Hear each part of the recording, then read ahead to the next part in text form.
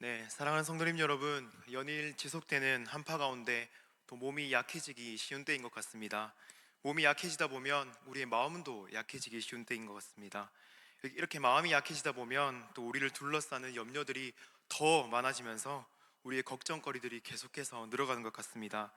그럼에도 불구하고 이런 때에 또 하나님을 사랑하고 또 하나님을 사랑하는 사모하는 마음으로 이 자리에 나오신 우리 모든 성도님들을 하나님께서 꼭 지켜주시리라 믿습니다. 더 강건하시도록 하나님께서 새 힘을 주실 것입니다. 그런 축복의 통로가 되는 오늘의 시간이 되길 간절히 소원합니다. 오늘은 창세기의 말씀을 가지고 잃어버린 형상, 회복의 길이라는 주제로 함께 하나님의 말씀을 나눕니다.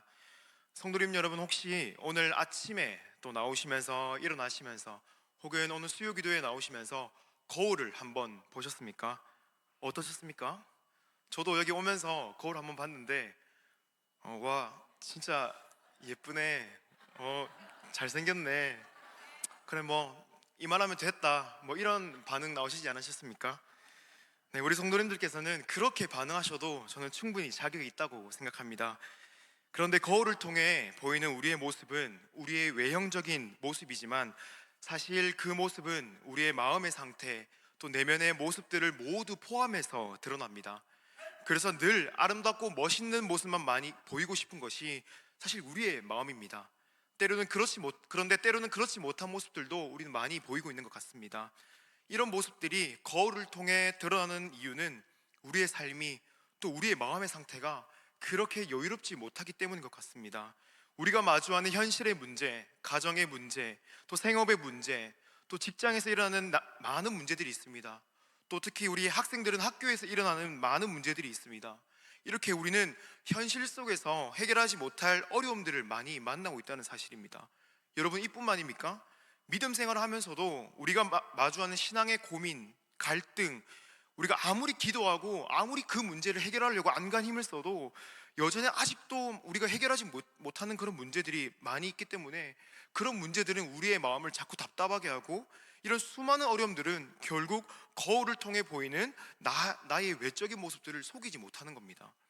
우리는 늘 삶이 풍요롭고 행복해서 활기찬 인생이 되길 바라지만 우리가 살아가는 삶의 현실이 그렇지 않다는 것이 우리 모두가 부정할 수 없는 사실입니다. 제가 지금 초등학교 3, 4학년 우리 초등 2부 아이들을 제가 담당하고 있는데요. 제가 이 말씀을 준비하면서 지난주에 애들한테 이렇게 물어봤습니다. 얘들아, 너희는 행복해? 너희는 사는 게 어때? 이렇게 물었습니다. 그러자 애들이 이렇게 반응했습니다. 한숨부터 쉬더라고요. 그러다가 이제 우스갯소리로 전도사님, 인생 참 쉽지 않아요, 이렇게 대답하더라고요. 물론 아이들이 이런 대답을 할 때에도 전도사님이 어떤 의도로 물어봤는지 충분히 눈치를 채고 그렇게 대답했을 수도 있다고 생각합니다. 그리고 또 장난 반, 또 진심 반으로 애들은 대답했겠지만, 저는 이런 아이들의 입에서 행복하다는 말이 먼저 나오는 게 아니라 이런 부정적인 반응이 나오는 걸 보면서 제가 그 아이들의 반응을 조금 쉽게 흘려듣지 않았습니다. 중요한 것은 겨우 10살, 11살 밖에 되지 않은 이 어린아이들에게도 아이들이 가진 문제들이 많이 있다는 겁니다. 우리에게 이런 문제들이 많이 일어나는 이유가 무엇일까요? 왜 이렇게 해결하기 힘든 문제들이 온 세대에 걸쳐서 계속해서 일어나는 걸까요? 그것은 근본적인 원인이 딱 한 가지 있다고 오늘 성경은 말해주고 있습니다. 바로 하나님의 형상을 잃었기 때문입니다. 우리는 살면서 무언가를 가지고 있다가 잃는 순간이 많이 있습니다. 사소하고 작은 물건을 잃을 때도 있고, 사랑하는 가족이나 또 사랑하는 사람을 잃었을 때의 그런 상실감도 우리는 잘 느끼고 있습니다. 그리고 잃어버린 것의 가치로만 해결할 수 있는 것들이 있는데, 그 가치를 잃다 보니 도저히 해결할 수 없는 문제에 대한 답답하고 이런 어려움들을 많이 겪고 있습니다. 이런 상황 속에서 오늘 본문의 말씀인 창세기는 우리가 잃어버린 하나님의 형상을 회복하는 길을 자세하게 안내해 주고 있습니다. 그래서 우리는 오늘 말씀을 통해서 우리가 잃어버린 하나님의 형상이 무엇인지 먼저 발견하고, 그리고 그 형상을 회복하는 길이 어디에 있는지 함께 나누길 원합니다. 사랑하는 성도님 여러분, 하나님의 형상이 무엇입니까? 우리가 하나님의 형상이 무엇인지 우리가 생각할 때 우리가 단순하게 이렇게 생각할 수 있습니다. 외형적인, 그냥 눈으로 보이는 그런 모습들을 말하는 건가? 이렇게 생각하기 쉽습니다. 그러나 성경은 하나님의 형상이 무엇인가라는 질문에 사람의 본질과 정체성이라는 명쾌한 대답을 제공합니다. 우리가 읽진 않았지만 창세기 1장 26절, 우리 화면에 나오는 거 보고 함께 읽어보도록 하겠습니다. 26절입니다. 시작. 하나님이 이르시되 우리의 형상을 따라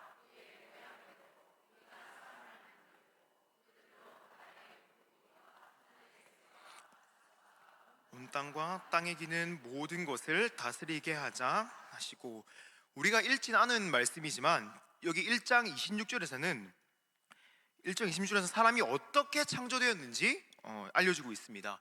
여기서 우리의 형상이라는 표현에서 여기에 해당하는 우리는 삼위 하나님을 의미하고 있습니다. 즉 삼위 하나님께서는 사람을 만드실 때 삼위 하나님의 형상대로 만드셨다는 겁니다. 여기서 형상과 모양은 히브리어로 첼렘 그리고 데무트라고 표현합니다.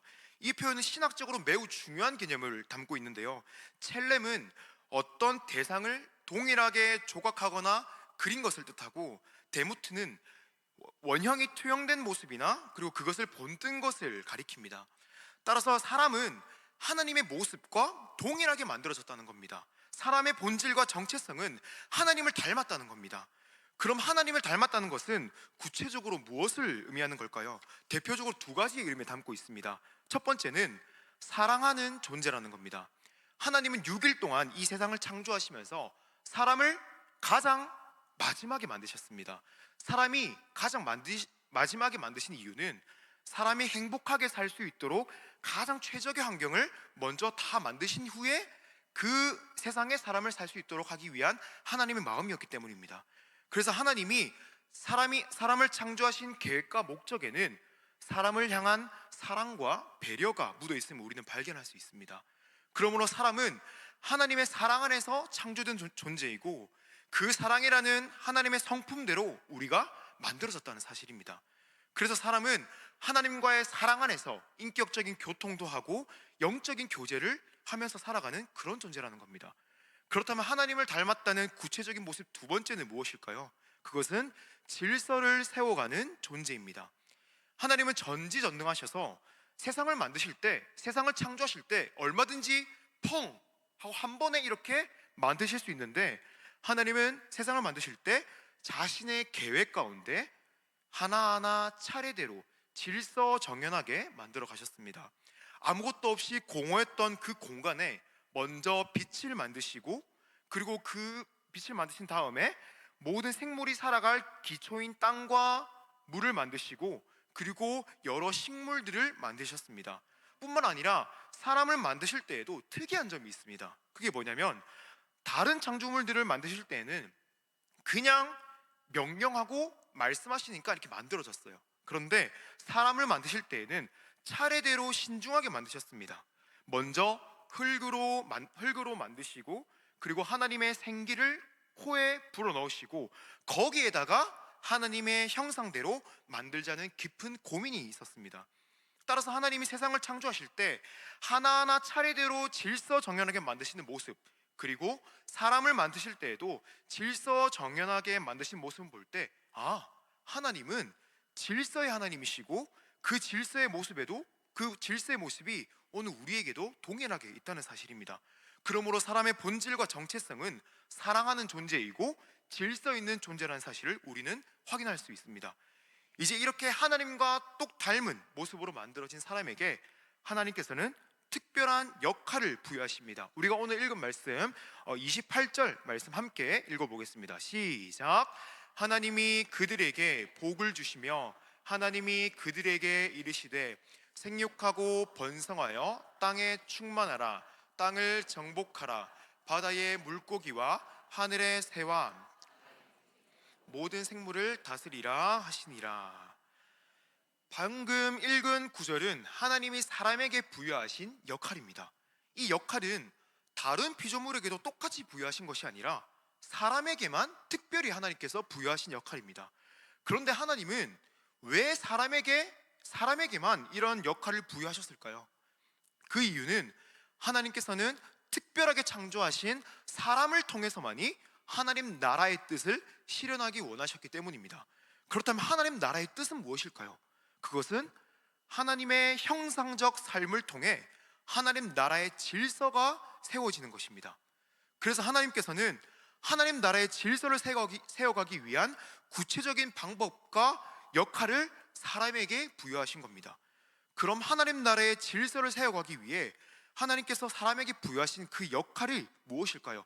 이 시간 우리가 세 개로 함께 나눠서 볼 건데요. 첫 번째는 생육하고 번성하여 땅에 충만하는 것입니다. 아까 우리 방금 전에 읽은 1장 28절에서는 하나님이 그들에게 복을 주시며 하나님이 그들에게 이르시되 생육하고 번성하여 땅에 충만하라 이렇게 말씀하셨습니다.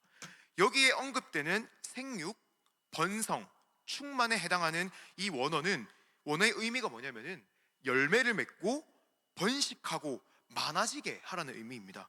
이 명령은 창세기에서 여러 번 되풀이되고 있는 표현인데요, 이걸 쉽게 말하면 신실한 자녀들을 많이 낳아서 하나님 안에서 양육하고 그 신실한 후손들을 이 땅에 하나님을 알고 하나님의 말씀에 순종하는 자가 많아지게 하라는 의미입니다.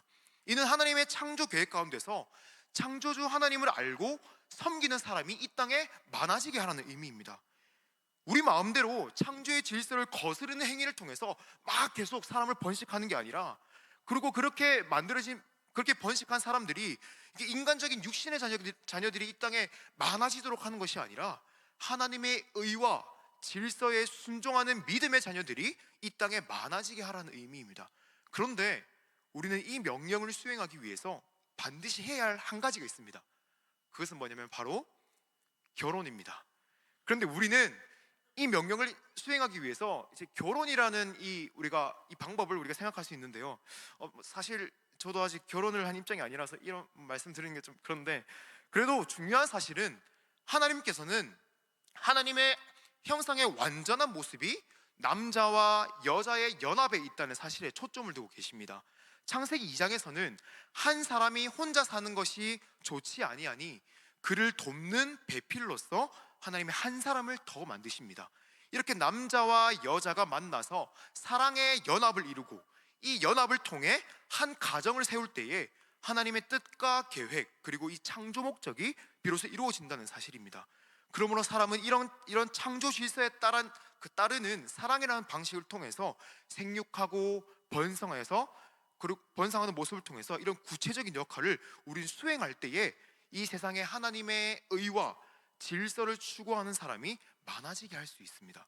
그리고 이 역할이 바르게 수행되어서 믿음의 자녀들이 이 땅에 많아질 때에 비로소 그 땅이 충만해진다는 사실입니다. 그렇다면 하나님께서 하나님 나라의 질서를 세우시기 위해서 사람에게 부여하신 두 번째 역할은 무엇일까요? 두 번째는 땅을 정복하는 것입니다. 28절에 보면은 땅을 정복하라는 표현이 있습니다. 이 표현의 원어는 카바시라는 말인데요, 이 단어의 의미는 억누르다, 굴복시키다, 지배하다라는 이런 다소 자극적인 표현인데요, 그런데 이 명령을 잘못 이해하면은 여전히 우리 사회에 계속해서 일어나고 있는, 그리고 큰 걱정거리로 남아있는 우크라이나와 러시아와 같은 전쟁, 이런 걸 생각할 수 있는데, 하나님께서 이 명령을 하신 것은 다른 나라의 영토를 무력으로 빼앗고 그 나라의 모든 시스템을 우리 마음대로 지배하라는 것이 아니라, 땅을 정복하라는 진짜 의미는 우리가 생활하는 모든 공간을 하나님이 기뻐하시는 공간으로 만들라는 의미입니다. 창세기 2장 15절에는 이렇게 말합니다. 여호와 하나님이 그 사람을 이끌어 에덴 동산에 두어 그것을 경작하며 지키게 하시고 라고 말하고 있습니다. 경작하라는 사전적 용어는 땅을 갈아서 농사를 지어라는 의미이지만, 이것은 하나님의 뜻과 창조 목적에 비추어 보면 우리가 생활하는 모든 공간이 하나님의 뜻과 하나님의 정의가 바르게 세워지도록 만들라는 겁니다. 그리고 하나님이 우리에게 주신 능력대로 우리가 생활하는 모든 공간, 우리가 발로 딛고 우리가 나아가는 모든 삶의 터전이 그 사랑이신 하나님의 성품을 반영해서 책임감 있는 관리와 책임감 있는 다스림이 있어야 한다는 의미입니다. 사랑하는 성도님 여러분, 우리가 생활하는 공간이 무엇이 있습니까? 우리의 가정, 우리의 직장, 교회, 그리고 학생들에게는 학교와 학원, 이렇게 많은 곳이 우리가 생활하는 공간입니다. 이 공간에서 우리가 하나님께 부여받은 하나님의 형상적인 그 역할을 잘 감당할 때 그리고 하나님께서 우리에게 주신 그 성품, 사랑하고 질서를 세워가는 모습을 통해서 우리가 생활하는 모든 공간이 그런 하나님의 방법과 하나님의 뜻대로 지배하라는 의미입니다. 내가 가는 곳마다 주대용 전도사님 여기 오니까 별로네, 뭐 주대용 전도사님만 없으면 되겠다, 이런 반응이 우리가 나오면 안 됩니다. 우리가 있는 곳에서. 그런데 우리가 있는 곳에서 어떤 반응이 나와야 되냐면은, 박 권사님 있으니까 우리가 생활하는 공간이 너무 행복해요. 김 집사님이 오시니까, 아니 김 집사님 꼭 오시면 좋겠습니다, 이런 반응이 나올 때에 우리가 생활하는 모든 공간이 하나님이 기뻐하시는 공간으로 만드는 모습이라는 겁니다. 하나님이 우리를 하나님의 형상대로 만드신 이유가 바로 여기에 있는 겁니다. 하나님 나라 대리 통치자로 부르시는 우리를 통해서 하나님 나라의 질서가 계속해서 유지되고, 우리를 통해 하나님 나라의 질서를 세우고자 나서는 사람들이 이 땅에 계속해서 많아진다는 의미입니다. 우리가 이런 역할을 잘 감당할 때에 하나님 나라, 하나님께서 만들어진 이 창조 세계는 더욱 견고해질 것이고 무너지지 않을 것입니다. 마지막으로 하나님께서 하나님 나라의 질서를 세워가기 위해 사람에게 부여하신 세 번째 역할은 무엇입니까? 세 번째는 모든 생물을 다스리는 것입니다. 28절의 마지막에 보면은 모든 생물을 다스리라고 하나님께서 명령하셨습니다. 여기서 다스리라는 말의 이 원어는 라다라고 표현하는데요, 이 라다의 의미는 다스리다, 통치하다, 주관하다라는 의미를 가지고 있습니다. 본 구절에서 다스리다라는 명령 앞에 그 다스릴 것의 대상을 직접적으로 언급하고 있습니다. 이는 구체적으로 이런 구체적인 명령을 통해서 하나님 나라의 질서를 바르게 세우고자 하시기 하나님께서 원하셨기 때문입니다. 하나님이 모든 생물을 다스리라고 하신 명령의 의미는 하나님이 그가 만드신 창조 세계를 하나님께서 사랑하신 것처럼 우리도 하나님처럼 하나님의 형상이기 때문에 그 하나님이 사랑하시는 모습을 따라서 모든 생물들을 잘 관리하고 보존하고 돌보라는 의미입니다. 여기서 중요한 것은 앞에서와 같이 이 명령을 우리가 오해해서는 안 됩니다. 모든 생물을 다스리라고 했다 해서 막 하나님이 만드신 자연을 무분별하게 파괴하고 동물을 함부로 대하고 자연을 내 마음대로 막 통제하라는 의미가 아니라, 이 명령의 진짜 의미는 하나님이 자기 백성을 사랑으로 보호하시고 지켜주시고 인도하셨던 것처럼 우리도 그런 모습대로 하나님의 창조 세계를 보살피고 돌보라는 의미입니다. 그래서 잠언 12장 10절에서는 의인은, 하나님께서 정하신 그 의인은 자기의 가축의 생명을 돌보는 사람이라고 말하고 있습니다. 이렇게 하나님은 사람에게 하나님의 형상의 모습인 사랑하는 모습을 주셔서 하나님이 만드신 창조 세계를 잘 관리하고 보존하도록 구체적인 역할을 부여하셨습니다. 그래서 이 일을 사람이 잘 감당하게 하시려고 하나님은 사람을 선한 청지기로 부르셨음을 기억해야 합니다. 그러므로 우리는 이런 선한 청지기적 사명을 잘 감당할 때 하나님 나라의 질서를 바르게 유지하고 하나님 나라의 참된 가치가 온 땅에 가득하도록 세워나갈 수 있다는 겁니다. 이렇게 우리는 지금까지 하나님이 자신의 뜻과 그리고 창조 목적을 이루시기 위해서 사람에게 부여하신 세 가지 역할을 살펴보았습니다. 이 세 가지 역할은 모두 하나님 나라의 뜻과 질서를 이루기 위한 하나님께서 의도된 하나님의 마음에 따라서 우리에게 주신 그 역할이고, 이 역할을 잘 수행하는 사람은 곧 하나님의 형상적 삶을 실현할 수 있게 되는 겁니다. 그런데 성도님 여러분, 우리는 이 세상에 살면서 하나님이 사람에게 부여하신 이 세 가지 역할을 우리는 떳떳하게 감당할 수 있던가요? 우리가 하나님이 사람에게 부여하신 이 역할을 수행할 때 전혀 문제가 없으십니까? 우리가 살아가는 세상은 어떤 모습입니까?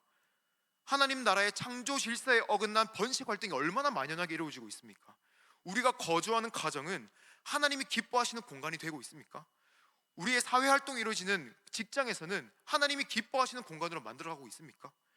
우리 학생들이 생활하고 공부하는 모습, 학교에서는 그리고 학원에서는 하나님이 기뻐하시는 모습으로 만들어가고 있습니까? 우리의 삶에 존재하는 자연과 생태계는 하나님이 기뻐하시는 모습으로 잘 보존되고 있습니까?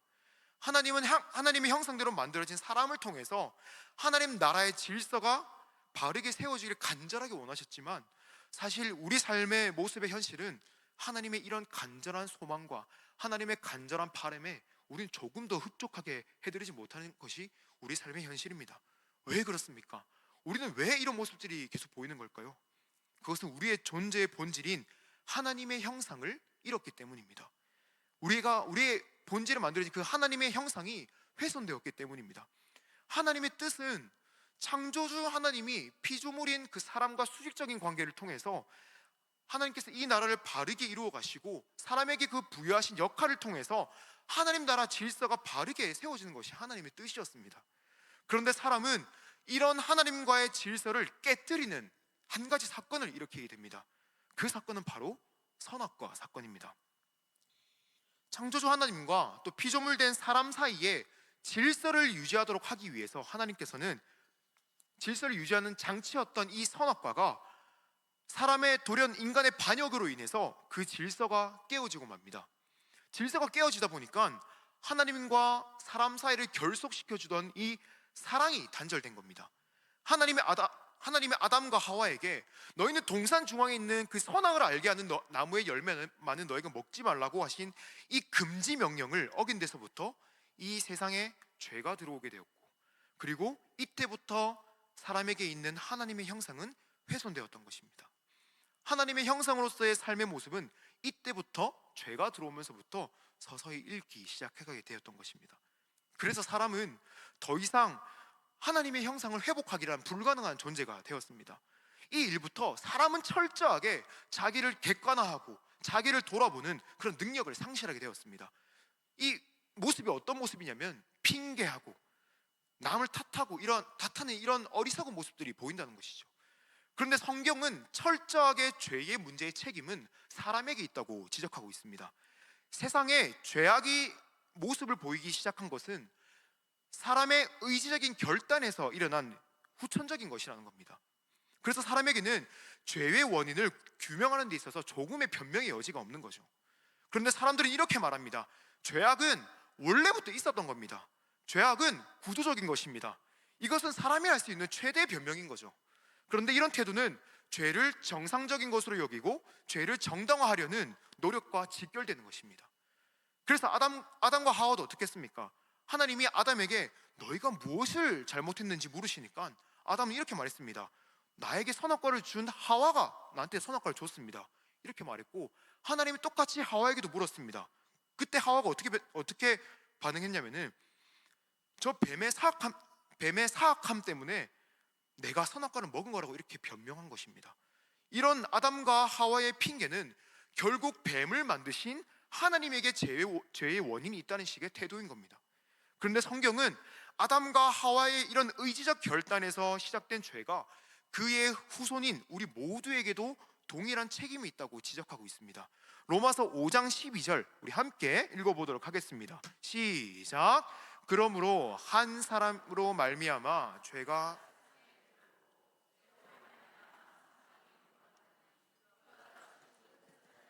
죄를 지었으므로 사망이 모든 사람에게. 아멘.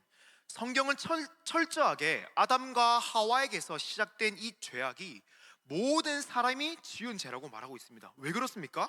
인류의 시초였던 아담과 하와의 죄는 그의 후손에게도 이런 보통 생육법에 의해서 전가되기 때문입니다. 따라서 우리에게도 그 죄의 책임이 있고, 이 죄의 문제는 결국 타락이라는 결과를 가져오게 되었습니다. 여러분, 타락이 무엇입니까? 타락은 이 세상의 주인이 하나님이시라는 주인의식을 거부하고 인간의 주권을 내세우는 상태라는 겁니다. 타락은 절대적인 기준이 하나님에게서 사람 자신에게로 옮긴 상태를 말하는 겁니다. 즉, 모든 사랑의 기준과 모든 질서의 기준이 하나님이 아니라 사람에게 옮긴 현상을 타락이라고 말합니다. 그래서 하나님의 질서는 이제 어디서 찾아볼 수도 없고, 이 타락한 사람의 질서가 이 땅에 퍼지면서 오늘 우리가 읽은 본문 이후부터는 그 타락한 인간 세상의 모습을 자세하게 보여주고 있습니다. 온 땅에 포악이 가득하여서 형제가 형제를 죽이는 가인과 아벨 사건, 그리고 하나님의 이름이 아니라 우리의 이름을 계속해서 내세우기 위한 이런 바벨탑 사건, 그리고 이후에도 얼마나 많은 사건들이 있습니까? 이런 인간의 타락으로 인해 발생한 수많은 문제들은 오늘날 우리 삶에까지 나타나고 있지 않습니까? 가정의 머리이신 부모님과 그 자녀 간의 심각한 갈등, 그리고 오늘 학교에서는 교권이 무너져서 교사와 학생 간에 돌이킬 수 없는 그런 관계 문제, 그리고 친구에게서 우리 어린 초등학생들에게도 이런 모습이 보입니다. 친구 사이에서도 한 친구가 한 친구를 무시하고 인격적으로 무시하고 놀리며 만들어낸 왕따 문제, 이런 문제들은 모두 질서가 무너졌기 때문인 것입니다. 이외에 우리 삶의 공간에서 일어난 수많은 문제들은 모두 하나님의 형상을 잃어버린 데 그 원인이 있다는 거예요. 하나님과의 사랑이 단절됐기 때문에 우리 또한 가족, 직장 동료, 친구들에게 올바른 사랑을 보여주지 못하는 거죠. 그리고 하나님의 질서가 무너졌기 때문에 내가 생활하는 모든 공간에서 하나님의 질서를 제대로 세우지 못하는 모습이 나온다는 거예요. 그래서 답답하지 않으십니까?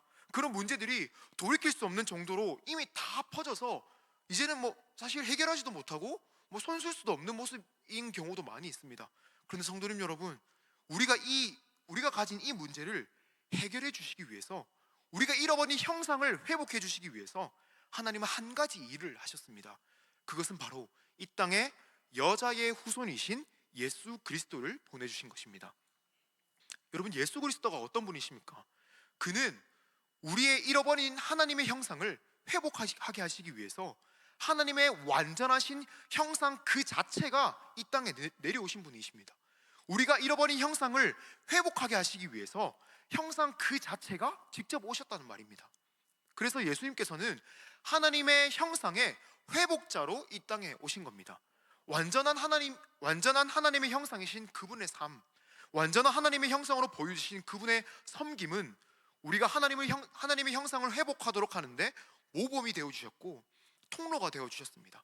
그런데 우리는 이 땅에 내려오신 예수 그리스도의 존재를 아는 것만으로 우리가 하나님의 형상을 회복하기엔 부족합니다. 그럼 우리가 도대체 무엇을 더 알아야 됩니까? 그것은 바로 예수 그리스도의 복음을 알고 믿는 겁니다. 복음은 예수 그리스도께서 우리를 위해 하신 일을 말하는 겁니다. 우리는 하나님께서 예수 그리스도를 통해 우리를 위해 하신 일에 집중해야 합니다. 우리는 다른 것들을 해결하기 위해서 집중하는 것이 아니라 우리의 형상을 회복해 주시기 위해서 이 땅에 2000년 전에 오신 예수님께서 어떤 일을 하셨고 예수님께서 하신 일을 통해 어떤 결과가 일어났는지 우리는 거기에 집중을 해야 한다는 겁니다. 우리는 하나님의 사랑을 버렸지만 하나님은 우리를 향한 사랑을 버리시지 않으셨습니다. 오히려 하나님은 우리를 향한 사랑을 지키시기 위해서 자기 아들의 사랑을 버리셨습니다. 우리는 내가 좋아하고 내가 사랑하는 것들을 놓지 않으려고 안간히 힘을 쓰지만 하나님은 가장 사랑하는 것을 버리셨다고 말씀하고 있습니다. 예수 그리스도께서도 하나뿐인 아버지께서 자기를 버리셨다는 이 마음이 얼마나 힘드셨겠습니까? 자기는 버림받지 않아도 되는데 하나뿐인 아버지께서 자기를 버리셨다는 이 마음 때문에 예수님께서도 답답하고 억울하셨겠지만, 그럼에도 그 예수님께서도 우리가 하나님의 형상을 회복하기 위해서 자기의 마음을 비우시고 종의 형체가 되셔서 자기를 낮춰 그 하나님의 뜻에 복종하셨습니다. 여러분, 그분이 바로 우리 예수 그리스도라는 겁니다. 하나님과 이루어지는 사랑과 하나님 나라의 질서를 파괴하고 무너뜨린 장본인은 우리에게 있지만 하나님은 하나뿐인 아들이신 예수님의 사랑을 포기하시기까지 하시면서 우리와의 관계, 우리와의 질서를 회복하도록 하셨습니다. 여러분, 하나님의 사랑, 하나님의 이런 놀라우신 사랑 놀랍지 않으십니까? 하나님은 우리의 타락으로 인해 우리가 파괴한 사랑과 질서를 이제 예수 그리스도를 통해 새로운 질서를 주셨습니다. 다른 질서가 아니라, 우리가 무너뜨린 질서가 아니라 하나님은 예수님을 통해서 새로운 질서를 주셨습니다. 그 새로운 질서는 바로 십자가입니다. 하나님은 자기가 사랑하시는 예수님을 십자가에서 처절한 죽음에 이르게까지 하는 선택을 하셨습니다. 그래서 이 악한 우리의 죄를 하나님께서는 해결해 주셨습니다. 그래서 그분의 이런 선택의 결과는 어떻게 되었습니까? 로마서 5장 18절에서는 그런즉 한 범죄로 많은 사람이 정죄에 이른 것 같이 한 의로운 행위로 말미암아 많은 사람이 의롭다 하심을 받아 생명에 이르렀노라 라고 기록하고 있습니다. 그렇습니다. 우리는 하나님과의 사랑의 관계가 깨어졌습니다. 이 사랑의 관계는 우리가 직접 우리의 의지로 깨뜨린 겁니다. 그래서 이 죄의 결과는 우리가 돌이킬 수 없었습니다. 그런데 하나님은 우리를 향한 새로운 질서인 십자가 사랑을 세우시면서 하나님의 형상을 회복하는 길을 열어주셨습니다. 우리에게 회복의 길이 여기 있으니까, 너희가 회복할 수 있는 길이 여기 있으니까 그것은 곧 복음이라고 하나님께서 몸소 보여주셨습니다. 사랑하는 성도님 여러분, 우리에게 해결하지 못할 답답함들이 많이 있습니까? 내 속에 일어난 수많은 갈등이 많이 있지 않습니까? 우리는 지금 일어난 문제도 우리가 너무 힘들고 답답하지만, 우리는 앞으로 아직 어떤 문제가 또 일어날지 모르지만 그 문제를 우리는 벌써부터 염려하고 걱정하는 이런 마음들이 계속 우리에게 있습니다. 그래서 우리가 아무리 안간 힘을 쓰고 막 해결하고 매달려도 이런 문제들은 우리가 해결하지 못하는 어려움입니다. 그런데 여러분, 걱정하지 마십시오. 그 모든 것을 우리 예수님께 한번 맡겨보십시오. 그분은 우리의 모든 문제를 해결해 주실 것입니다. 그분이야말로 우리를 하나님의 형상으로 회복하도록 변화시켜 주실 것입니다. 그분의 십자가 사랑이야말로 단절된 하나님과의 관계, 단절된 하나님과의 사랑의 연합이 회복되고, 십자가만이 하나님 나라의 선한 청지기적 사명을 감당하도록 도와주는 유일한 방법이 되기 때문입니다. 이런 예수님의 사랑, 이런 하나님의 놀라우신 사랑을 우리가 이 시간 기억하면서, 이런 믿음의 의지와 믿음의 결단이 우리 사랑하는 모든 성도님들의 삶에서 뜨겁게 일어나길 우리 주님의 이름으로 간절히 소원합니다.